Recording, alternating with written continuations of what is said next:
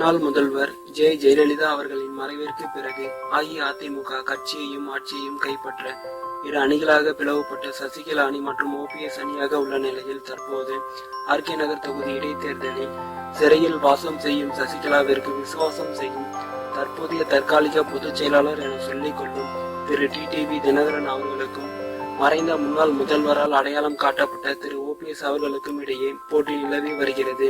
இதில் மறைந்த முன்னாள் முதல்வரின் மரணத்தில் உள்ள குழப்பங்களையும் ரகசியங்களையும் மக்கள் மறக்கும் வகையில் இந்த ஆர்கே நகர் தொகுதி இடைத்தேர்தலின் தேர்தல் அறிக்கையை அஇஅதிமுக செய்தி தொடர்பாளர் திரு பண்ருட்டி ராமச்சந்திரன் அவர்களால் வெளியிடப்பட்டுள்ளது. இந்த தேர்தல் அறிக்கை ஓட்டுப்படும் வயதுள்ள அனைவரையும் கவரும் வகையில் அறிக்கையில் கவர்ச்சி காட்டப்பட்டுள்ளது. இவ்வளவு சலுகைகள் தெரிவித்தாலும் மக்கள் மத்தியில் இந்த இடைத்தேர்தலுக்கு இவ்வளவு சலுகைகளை காமித்து மக்களை கவர நினைக்கும் சசிகலா அணி முதல்வர் பதவிக்காக எம்எல்ஏகளுக்கு கூவத்தூரில் எவ்வளவு சலுகைகளை காமித்து ஓட்டாக மாற்றியிருப்பார்கள் என்று பரவலாக பேசப்படுகிறது.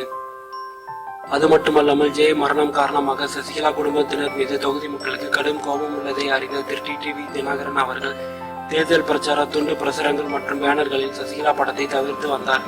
ஆனால் அதை நினைவூட்டும் வகையில் திரு ஓபிஎஸ் அணி சார்பில் அங்கங்கே போஸ்டர்களில் இது இடைத்தேர்தல் அல்ல, நீதி கேட்கும் தேர்தல், துரோகிகளின் பணமா அல்லது அம்மா மீதுள்ள பாசமா, அம்மாவை கொன்றது யார், நடந்தது என்ன என்று அச்சிடப்பட்ட வாசகங்கள் பல்வேறு சங்கங்களின் பெயரில் ஒட்டப்பட்டுள்ளதாக கூறப்படுகிறது.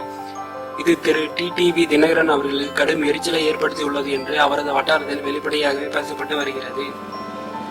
இந்த வீடியோ உங்களுக்கு பிடித்திருந்தால் லைக் போடுங்க. மேலும் இது போன்ற தகவல்களுக்கு தமிழ் திமிரனை சப்ஸ்கிரைப் செய்யுங்கள். உங்கள் நண்பர்களுக்கும் தெரியப்படுத்த ஷேர் செய்யுங்கள். மேலும் உங்கள் எண்ணங்களை கமெண்டில் பதியுங்கள்.